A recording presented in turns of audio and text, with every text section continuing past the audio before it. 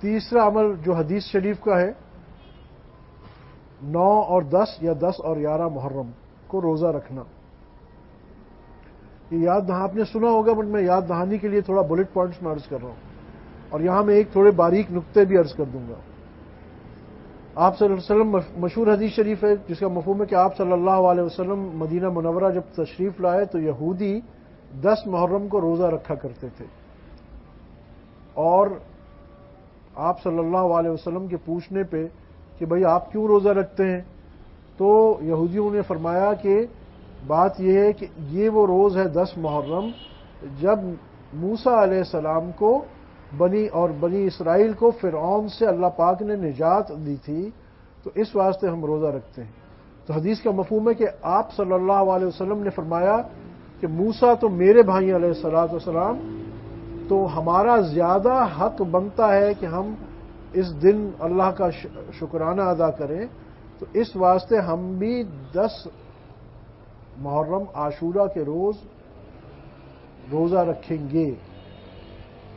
اب بات یہاں ختم نہیں ہوئی، باریک نقطہ ایک تو یہ سمجھو. اس کے بعد آپ صلی اللہ علیہ وسلم نے کیا فرمایا، بہت اہم نقطہ ہے کہ تم 9 محرم کا روزہ ساتھ ملا لو یا 11 کا روزہ ساتھ ملا لو.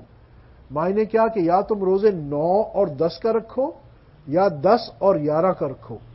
یعنی 10 کا تو لازمی رکھو مگر 10 کے ساتھ یا ایک دن پہلے یا ایک دن بعد کا بلا لو، تاکہ تم ہماری مشابہت یہود سے نہ ہو. بہت امپورٹنٹ پوائنٹ ہے. حدیث شریف بھی یاد رکھیے، مشہور حدیث شریف ہے جس کا مفہوم ہے من تشبہ بقوم فهو منهم، کہ جو جس قوم کے ساتھ مشابہت کرے گا، حدیث شریف کا مفہوم ہے قیامت کے روز ان کے ساتھ اٹھایا جائے گا. یہاں اس حدیث شریف میں یہ ایک بہت اہم نقطہ 7 بائی 7 ہے کہ بہت بابرکت تو ہے بے شک 9 اور 10 کا روزہ یا 10 اور 11 کا روزہ، مگر ایک یہاں حکمت یہ بھی آپ صلی اللہ علیہ وسلم نے اتنی بھی مشابہت، یعنی ایک عبادت میں بھی یہودیوں کی یا غیر مسلم کی مشابہت اتنی بھی برداشت نہیں کی. حالانکہ وہ اپنے گھر میں روزہ رکھ رہے ہیں، آپ اپنے گھر میں روزہ رکھ رہے ہیں، آپ اپنے اللہ کے لیے رکھ رہے ہیں، وہ جس انداز میں رکھ رہے ہیں، کھائیں پہ کیا فرق پڑتا ہے. آج تو ہم بڑے سے بڑا کام کر جاتے ہیں نا، اور کہتے ہیں جی ہم کہتے ہیں کیا فرق پڑتا ہے، ہم ہر چیز میں غیروں کی مشابہت کرتے ہیں اور پھر ہم کہتے ہیں جی کیا فرق پڑتا ہے. اللہ کے بندو، تمہیں کیا فرق پڑتا ہے پتہ نہیں، مگر اللہ کے نبی صلی اللہ علیہ وسلم کو فرق پڑتا تھا. اسی واسطے آپ صلی اللہ علیہ وسلم نے صراحتاً حکم دے دیا کہ ان کی مشابہت کسی انداز میں نہیں کرنی.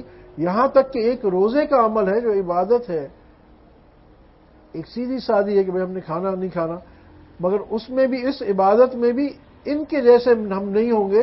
ہم ان سے مختلف ہونے کے لیے جان بوجھ کے ہم ایک روزہ پہلے رکھیں گے یا ایک روزہ بعد رکھیں گے. ایک بات تو اتنا ضروری ہے کہ ہم غیروں کی مشابہت کے پیچھے نہ بھاگیں.